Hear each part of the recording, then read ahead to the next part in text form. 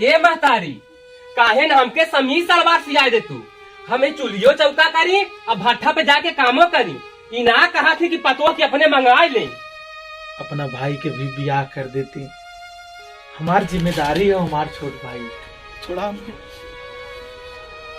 शाम हो गई। आज के दिन रुक जाता ना।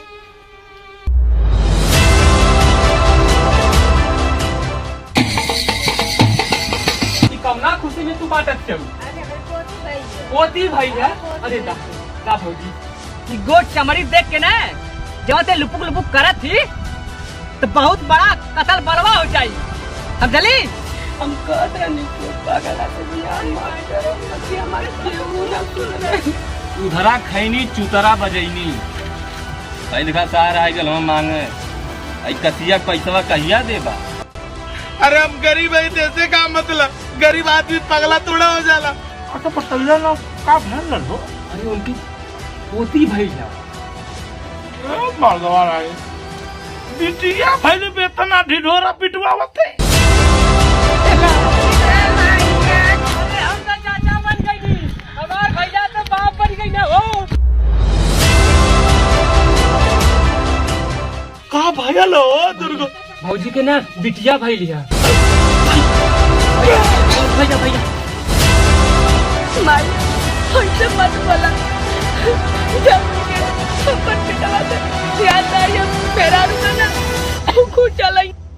पापा लिख जाए जन पापा तारे अच्छे बिटिया तारे मेहरारू है कहाँ जाता लिया ऐसा।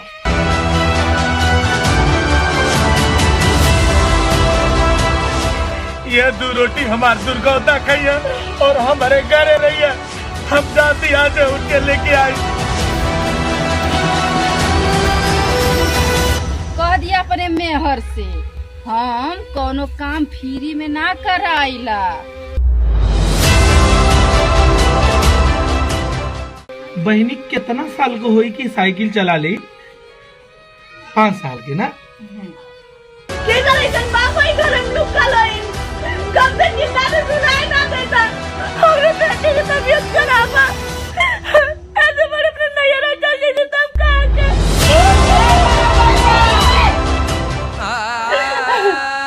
एक खातिर मनिए ना स्कूली वाला ड्रेस पहना के बोली ना हॉस्पिटल लेके जाते अपना बेटे के।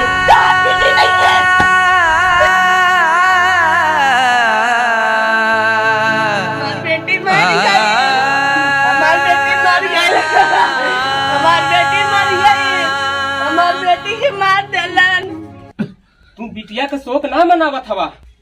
तू खाली सुत के मजा लेत हवा मजा। छोट बच्चा के पढ़ावा अधिकारी वाली बेटी आज के जीवन में बहुत चाहिए। बिटिया के पढ़ावा लिखावा बुढ़ापे का तारा बनिया।